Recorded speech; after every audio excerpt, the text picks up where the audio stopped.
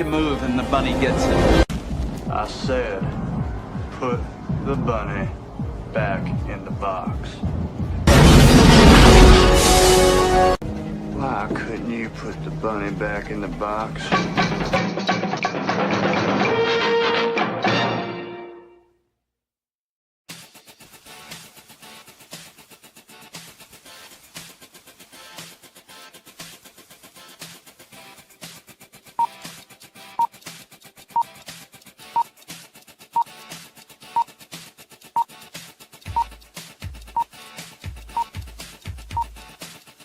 It's showtime. Roar. Roar. Colonel Ironsides here.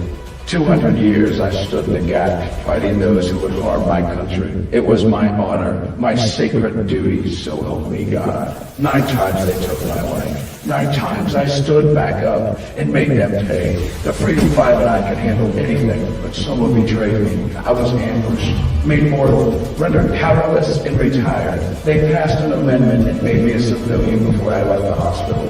For 50 years I watched my country change. Watched this work while erasing me from history. The day I quit my job, I powered up and discovered they lied about that too. I'll remind them of freedom. I'll remind them of duty. I'll remind them of their oaths and who they serve. I'll remind them while I'm shoving it down their throats.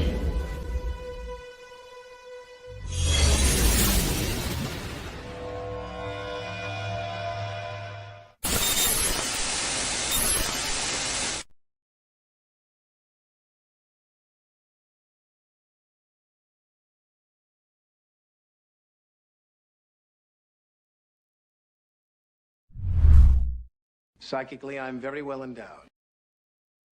I wanna know what you're thinking. There are some things you can't hide. I wanna know what you're feeling. Tell me what's on your mind.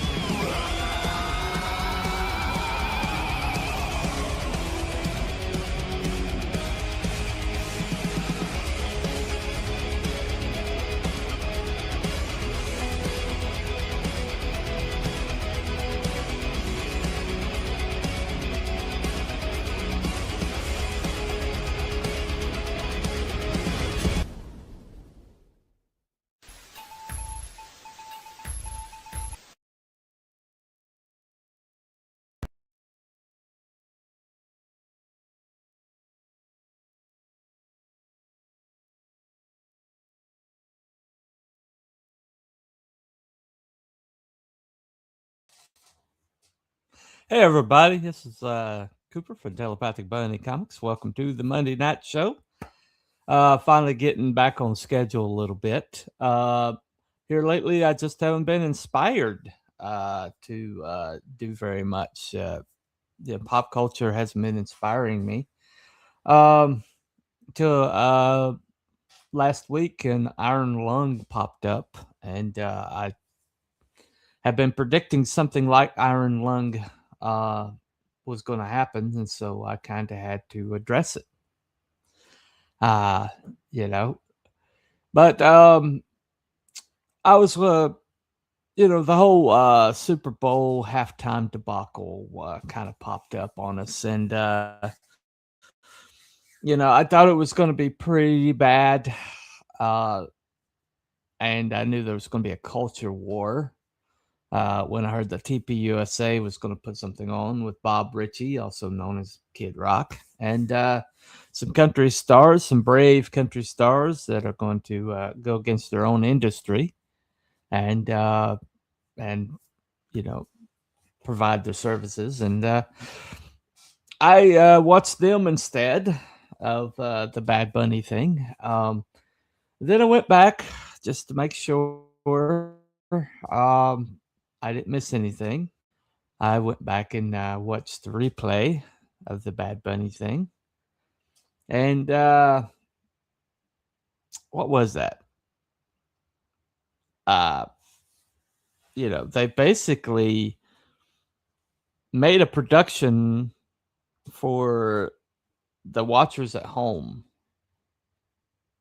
that had absolutely no visual impact for the people who were paying up to like $6,000 a ticket to be there. And it was, they brought like in a field for fake workers to be working in. I guess it was something like a migrant labor, something or other. And most of the action like took place on the cameras, and you basically had to watch the screens that were all over the stadium to even see what was going on, because and somebody was like taking like videos of the cornfield, and there was like people all in the cornfield or whatever, the grass field or whatever, and they couldn't even see them, but they were there. And he's like, "Oh, what are those people doing?"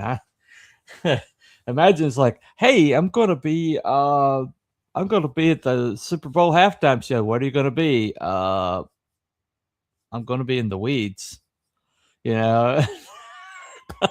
Okay. Then the whole thing was in Spanish, and there's like several videos of people like watching the video of the show on their phone because you can't see it, and singing along with lyrics, and they weren't able to speak Spanish, but they were trying to be enthusiastic about the whole thing. And I saw this lady that's like, I didn't understand what he was saying, but I got the message. I appreciated the message. And it's kind of like, if you didn't understand what he was saying, then how could you enjoy the message? Anyway, obviously the point wasn't the music. The point was the political messaging there. And yeah, what's the TPS USA thing? And I enjoyed it. I got kind of verklempt a couple places. Looks like I lost everybody watching already. No big deal. But so what constitutes entertainment? What is important when you're putting on a show? And I believe to my very soul that that if you are focusing on anything other than doing the best presentation of your art, then you're completely missing the boat. Now, a lot of people think the Michael Jackson, he's done it a couple times, and both of the productions were pretty incredible. Michael was and is one of the greatest entertainers that we've ever had. If you want to, notwithstanding any other things that may be brought up, he's an incredible entertainer. And he had only one person in the 80s that could even rival him. And that was this little tiny purple man who went by Prince. And granted, a lot of stuff that Prince did was edgy. Was like sexual drenched. I mean, not all of his stuff was safe for consumption. And I was pretty young in the 80s. But the older I get, the the older that the more I was kind of like looking into pop culture that I missed because I was kind of sheltered in the 80s. And it seemed like the person who grew the most in my estimation in that time I was catching up was Prince. I mean, my limited exposure to him, exposure being the word, was him in a buttless costume at the Grammys. And and it was kind of and then the whole symbol thing happened. Uh where he told everybody, you can't call me by my by Prince anymore. You the symbol is me now. And it was very unwieldy because the only way people could refer to him as the artist formerly known as Prince. And a lot of people were like, what the hell is he doing? Right. And he wrote slave on his cheek. Okay. He was the only one that ghosted Quincy Jones during the We Are the World thing. And then Quincy Jones had him brought up on stage when they did it when they did the We Are the World, and all these stars showed up and was doing it on the stage at the Grammys. And Prince is kind of like, no, it's up there with a lollipop, sucking on a lollipop. And Quincy Jones kind of like trying to get him involved, offered him a mic, and so Prince offered him the lollipop. And you're like, what the crap is this dude, right? And then it comes out later, he was trying to get out of his Warner Brothers contract, which was pretty much one-sided. They catch they catch these people young, and then they give them like sign everything away to us, and we'll put your album out.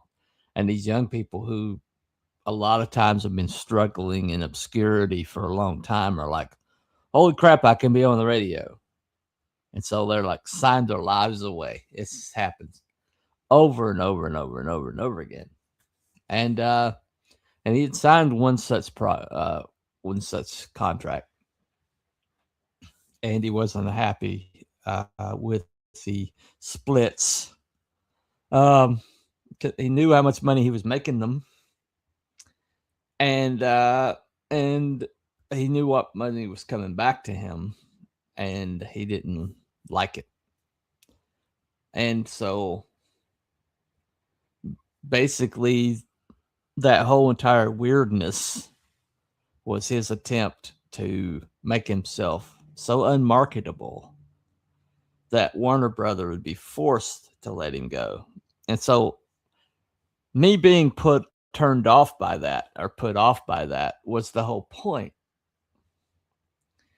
And he did this basically at the threat of his career, at the risk of his career. He probably lost millions of dollars of money doing this. And then the first thing he did once he got out of the contract, and he went directly back. You can call me Prince again. That's my name again. Was the first song he put out was Money Don't Matter Tonight. Because it was never about the money for him. I found this compilation of that kind of sums him up a little bit. Well, the way he treated celebrity, the way he treated this elitist ideal. Some people are like, I'm one of the people. But Prince, the way he went was, I'm better than all of y'all.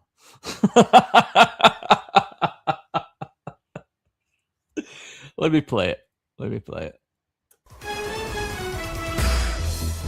It's safe to say there will never be another artist like Prince, not just because of his musical genius, but also because he served the best shade on a silver platter. We bow down to you, Prince, for having the best reactions ever. Get off the stage. Like the time he kicked Kim Kardashian off his stage in 2011. Welcome to America. When he didn't care about singing We Are the World.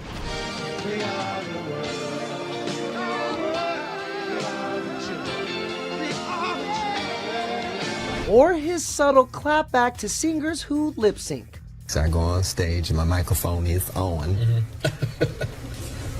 What? How about when he let the world know he's not a believer? What do you think of Justin Bieber and Lady Gaga and the new people? Well, different strokes for different folks. I make music. Prince also wasn't into artists covering his songs.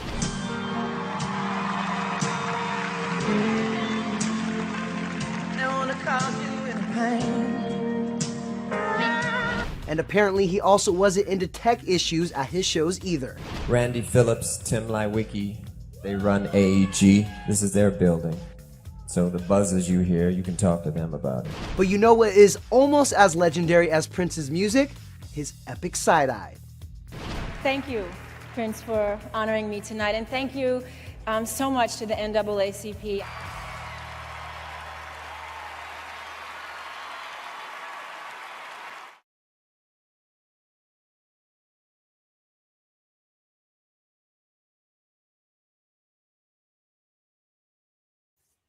So that was his way of dealing.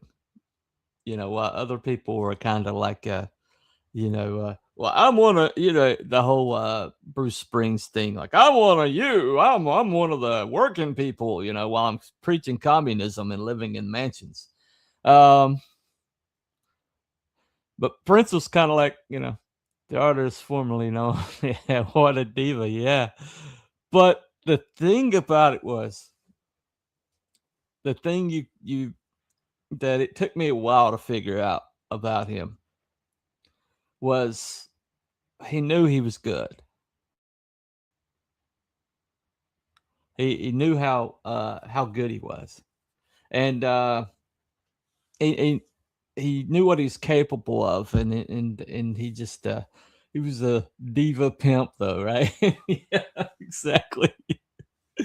Perfect. That is definitely perfect. But he would just hand stuff. He would just hand number one hits off to people. He liked Susanna Hoffs from the Bangles, and so he just threw off Manic Monday to her. He liked Sinead O'Connor, and so he's like, "Here's Nothing Compares to You." And the list goes on and on and on. But these were throwaways for him. He was something that he could just come up with, and they were like, he tried several times to kind of create his own people, create his create like all girl group, the Apollonia 6, I think it was, and he had a very kind of like mixed history, and the Charlie Murphy thing David Chappelle did. Charlie Murphy has come out later and said that whole thing about Prince being able to play ball, that was real. Prince could play ball, because you're looking at that, that whole thing, and it's like, there's no way that's real. But he's like, well, the whole like flapjack thing, that wasn't real. But the whole ball playing thing, the guy could ball. All 5'7", 5'6" of him, and he could dance like James Brown. I mean, that's where he got those moves from. It was incredible. But there was but one of the moments I wanted to cover before we get to the halftime show was the fact that one of the most useless rags in all of print and media, and pretty much every musician will tell you this, is the Rolling Stone. You know, the media pushes it. The media like holds them up as some kind of standard or whatever. But musicians themselves hate, despise the Rolling Stone. And they decided that they were going to put out a top 100 guitarist of all time. Okay. And Prince wasn't on the list. People like Kurt Cobain was, but Prince wasn't on the list. And that galled him. That galled him quite a bit. And so he gets inducted into the Hall of Fame the same time as Tom Petty and Heartbreakers and George Harrison for being a solo artist. And one of the things, they do these compilations where they bring everybody up on stage. And so they asked Prince to be part of a version of While My Guitar Gently Weeps, which is a George Harrison song. The guitar solo on it was done by Eric Clapton. And so they had a guy, Eric Clapton, do the Eric Clapton solo, like down to every bend, every slide, everything. And but then they went over to Prince. And this is the only version that I could find that didn't get me struck. But this is the isolated guitar. There you go.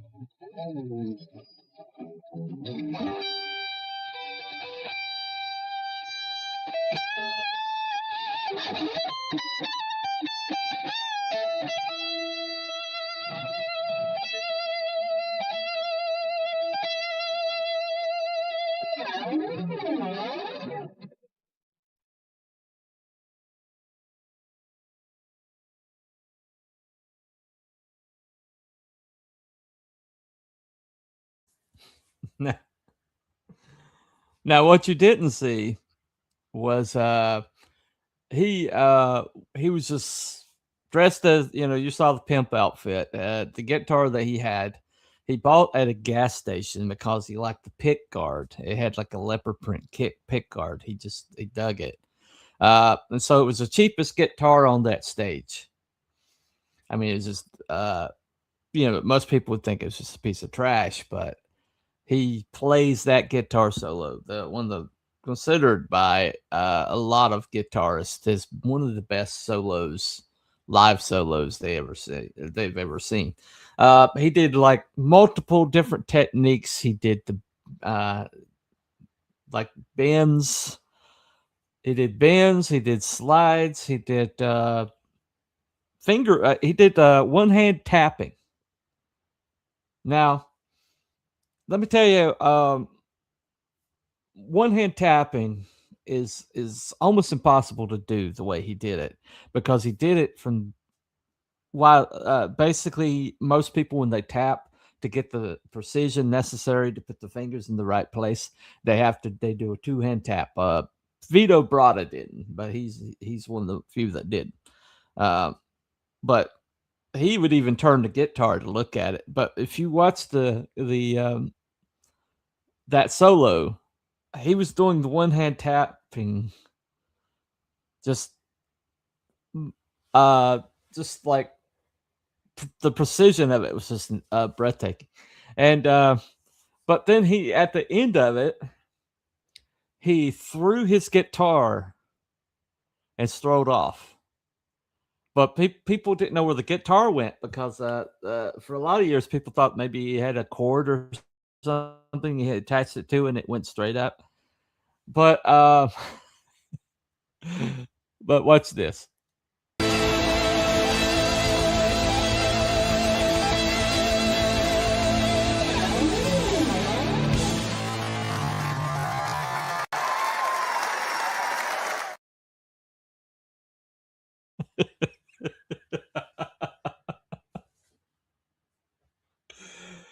Oh man, the pimp strut at the end.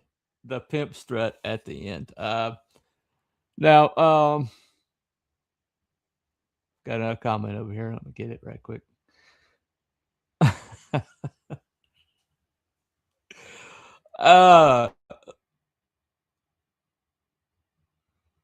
PM. Okay.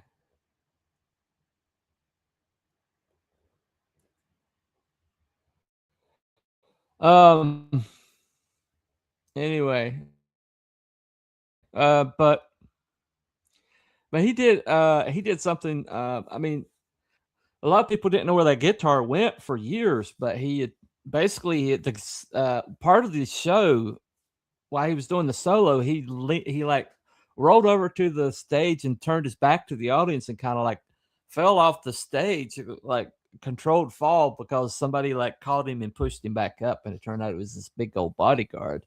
Well, his bodyguard stayed out there, and so when he was done, he flips the strap off and just tosses the guitar, and then just strolls off. Evidently, he's done that more than once in the concerts, but he did it so smoothly and so effortlessly that people didn't know where the guitar went for years.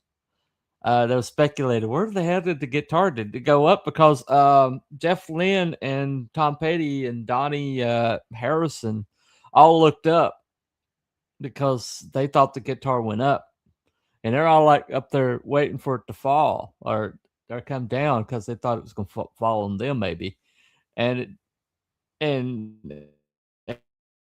he had thrown it out into the audience, and his bodyguard was told basically catch the guitar and give it to Oprah, and so he caught the guitar and gave it to Oprah Winfrey.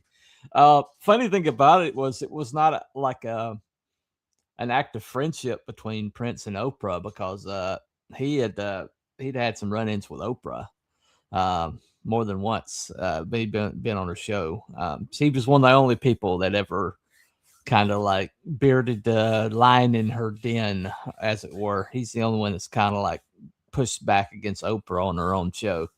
And so they weren't really friends that much. It was more like he felt like she disrespected him too. And so he had to give the guitar to Oprah. But funny thing about it is you watch that and he's always just staring into the crowd like at one point. And on the front row was the editor-in-chief of Rolling Stone magazine. That's who he was staring at the whole entire time he did the solo. So we're not talking. We're talking somebody legendary here. Somebody who basically tolerated the stars that he was surrounded with.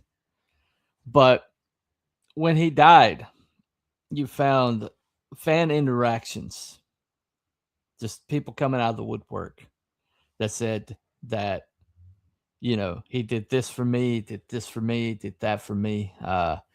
And people talk about the meeting him,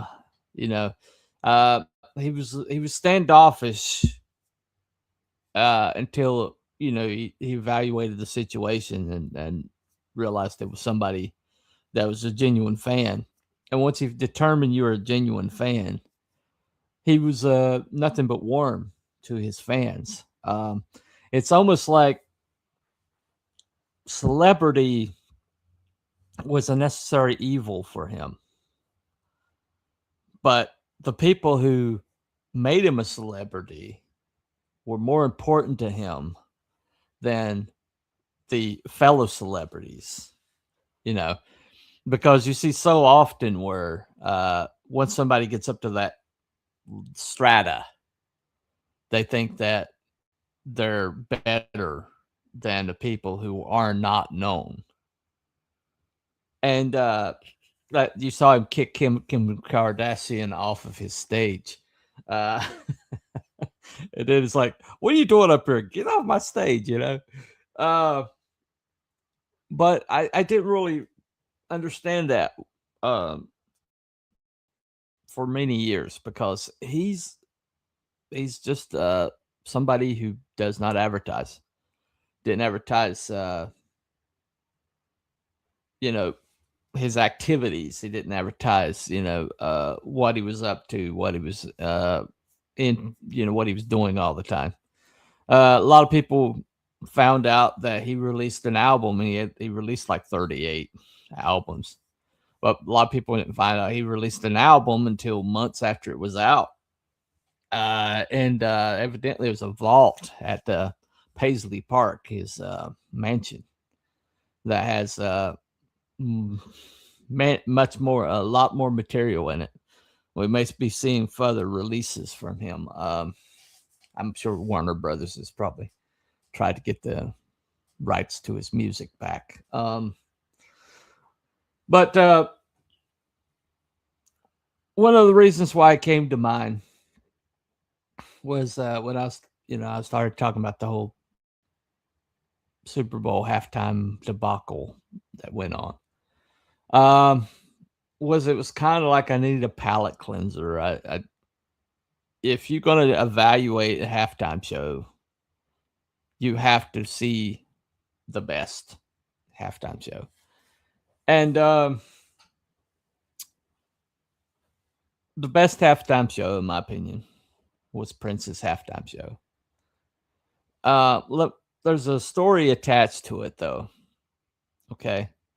The day of the halftime show, the day of the Super Bowl, it just right before the Super Bowl started, it started raining, and we're talking a downpour. Okay. Prince performed the greatest Super Bowl halftime show of all time. I don't care what anybody says. Before the game even started, Miami was hit with a torrential downpour. So Don Misher, who was the producer of that year's halftime show, called up Prince and was like, yo, do you still want to do the show? And Prince's response to that was, can you make it rain harder? Now that's a goated response right there. Fast forward to the actual halftime show, and the rain just isn't letting up, and everything is in perfect position for Prince to fail. The stage is made of slippery tiles, Prince is wearing platform heels, and his dancers are wearing 8-inch stilettos, so someone could have slipped and broke their neck. Prince was also hooked up to 3 live electric guitars during the show, so with all that rain, he could have gotten electrocuted. But the show was pulled off flawlessly, and Prince used the bad weather to his own dramatic advantage. And you can't forget him playing Purple Rain while it was pouring raining. I mean, that will forever be an iconic moment, not only in Super Bowl halftime show history, but in music history in general.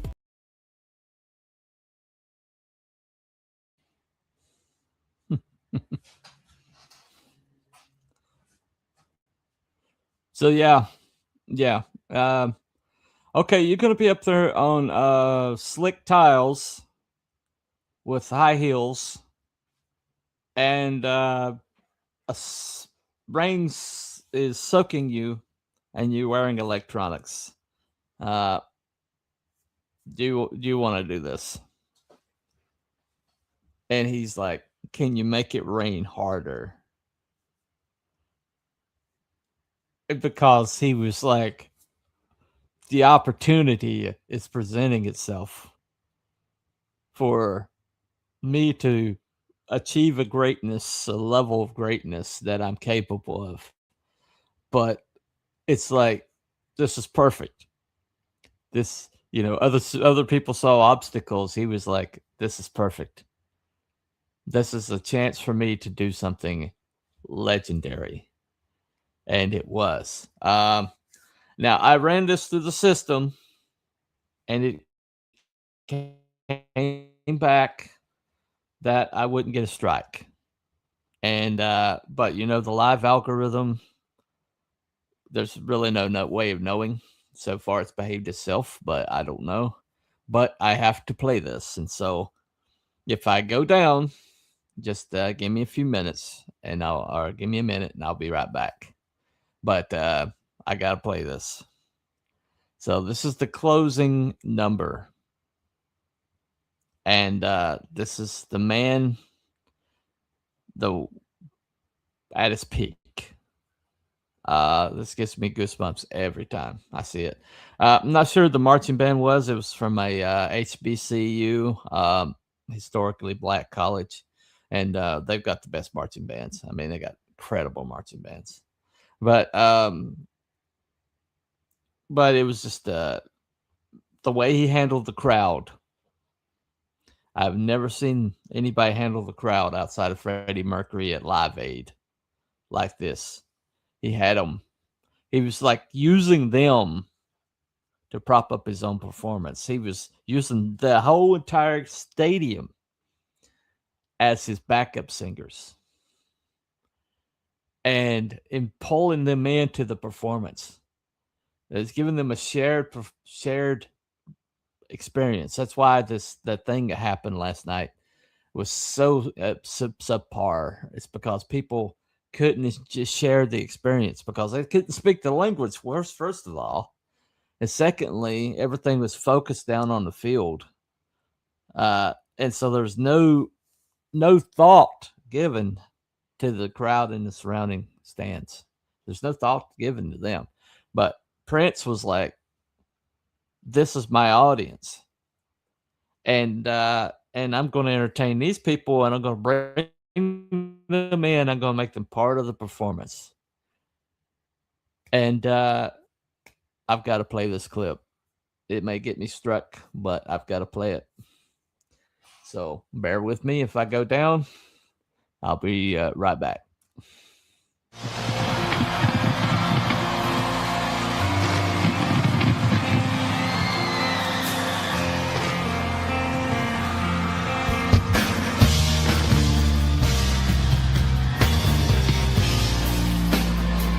I never meant to cause you any sorrow.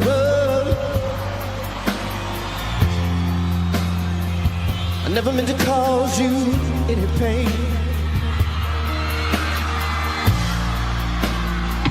I only wanted one time to see you laughing, babe. Only wanna see you laughing, yeah. In the purple rain, purple rain, purple rain. Purple rain, purple rain.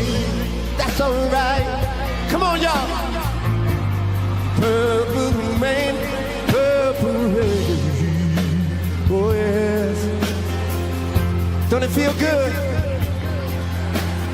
Only wanna see you. Can I play this guitar?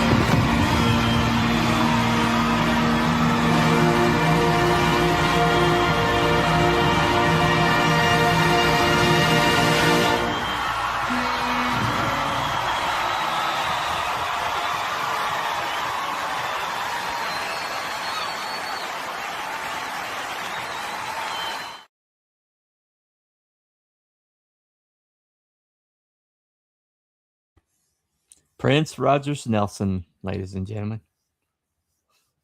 If that didn't give you goosebumps, I don't know what will. But the fact that he pulled the crowd in and he's like, come on, sing with me, you know? The fact that he was engaged with that audience, you know, it wasn't, he was performing for them. And people at home, largest crowd he's ever going to have, and he rose to the occasion. I don't know what the it's like 400 million people watching, you know, worldwide, and largest crowd he did, and he pulls that out in the rain. Biggest stage. And he was there for it. He saw it as an opportunity. We're never going to see. I just don't see that we're going to see anybody like him again. Not with the way media is now. Because he slid through the door. He kicked the door open for himself. Came out of Minneapolis he was such a big noise in Minneapolis that the mainstream signed him knowing that he was going to never be their boy. And most of the time people would stay away from that.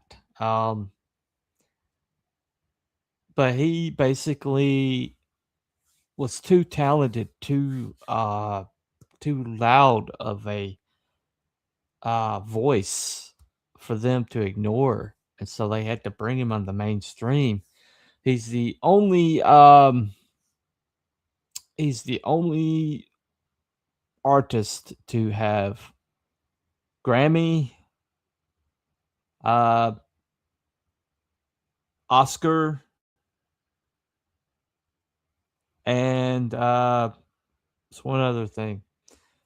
But he like had Oscar for best song. He had a Grammy for the album Purple Rain, and he also had box office, a huge box office with that movie. Um, and while it was fictional for the most part, there's a lot of stuff about his history in there because he was born to a musician father who never achieved the success that he wished he could have, and resented Prince for being so talented, and knew that Prince was going to make it bigger than he ever would, and tortured his son quite a bit. And so there was a lot of truth in that Purple Rain movie, and a lot of that drove Prince to the greatness that he had. That kind of forcing his way through that childhood, hitting those high notes live. Yeah, hit every single one of them live, man. Like you said, his mics are on.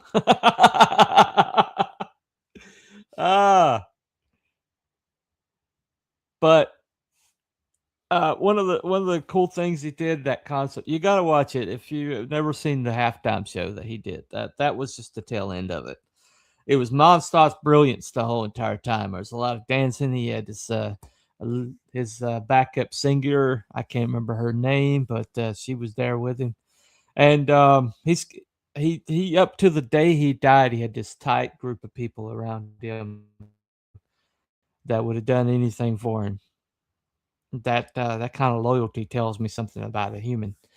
But he did not only did he do his songs, but he did All Along the Watchtower, Jimi Hendrix version, and then he switched to The Best of You by Foo Fighters.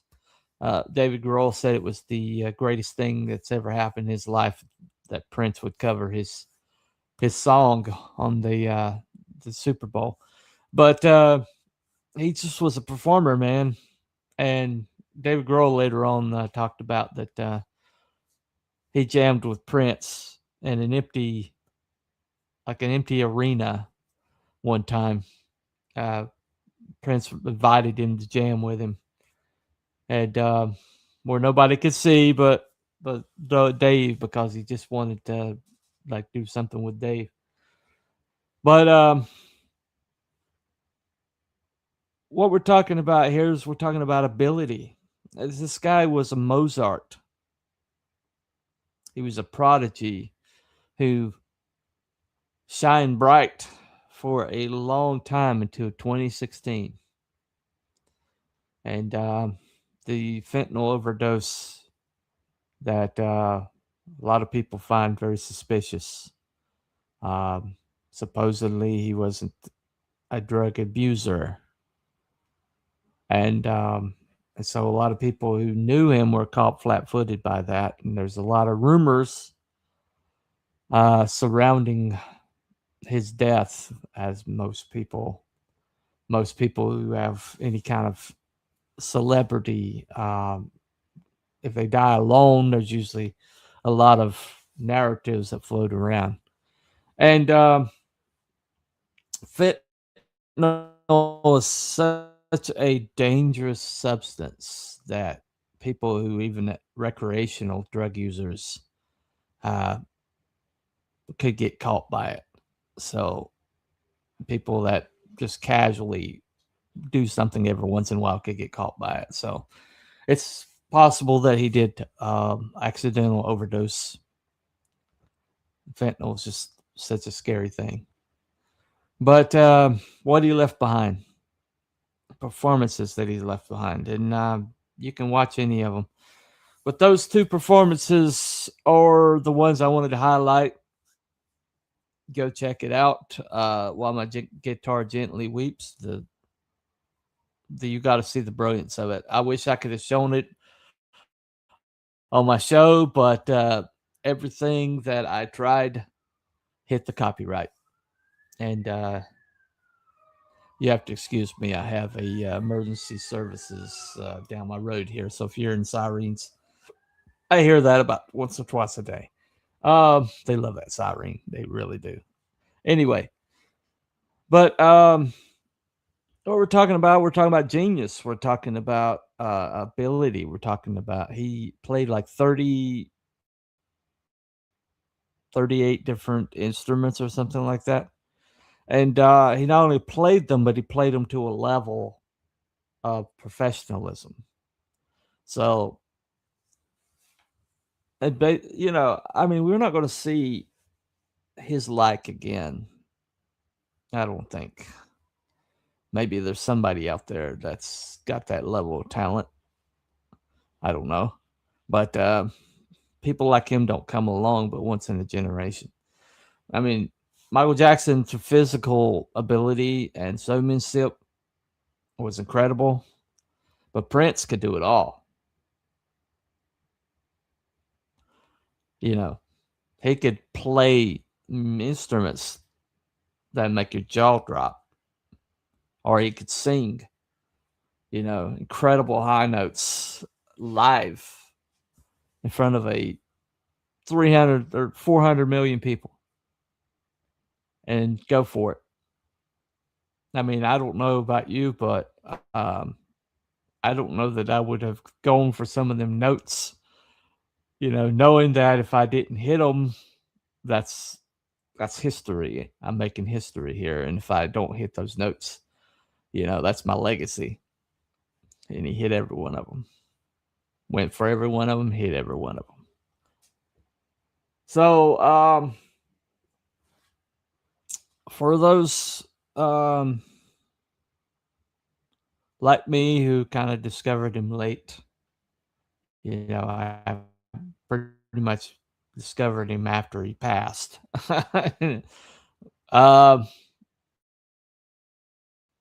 You know, I that I kind of listened to the narratives, and it kind of cost me a chance to watch him live or watch him create while he was still here. But when I'm thinking of what performance means, what the relationship between a performer and the people he's performing to, it's a sacred bond. It's important.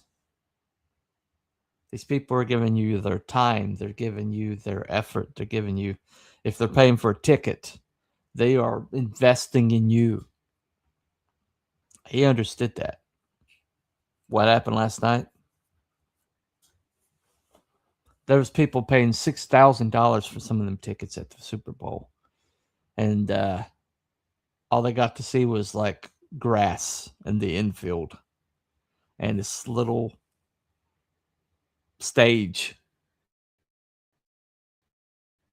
that wasn't even pointed at them.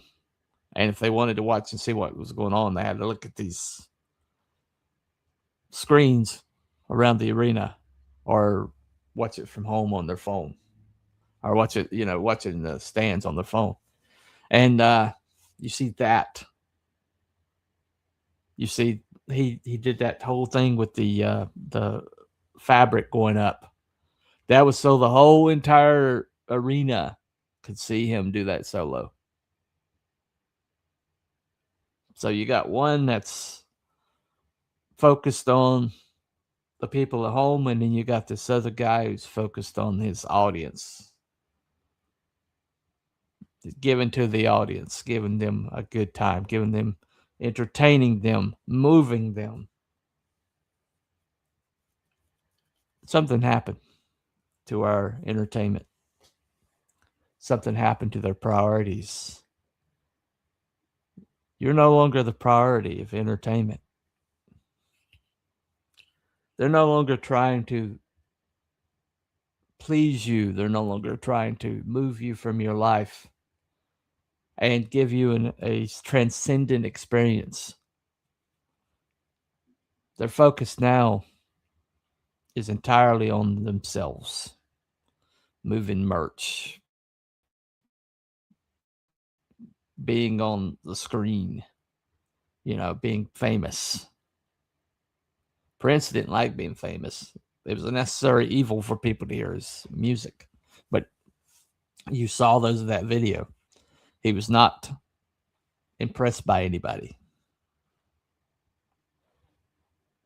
I think the world's going to miss that because our current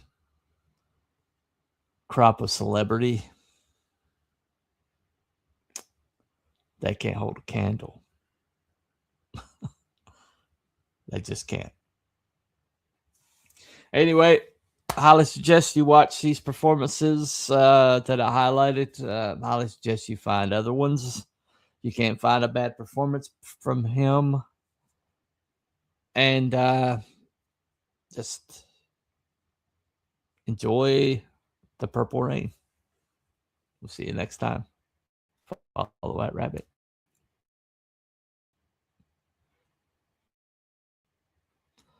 Bye, everybody.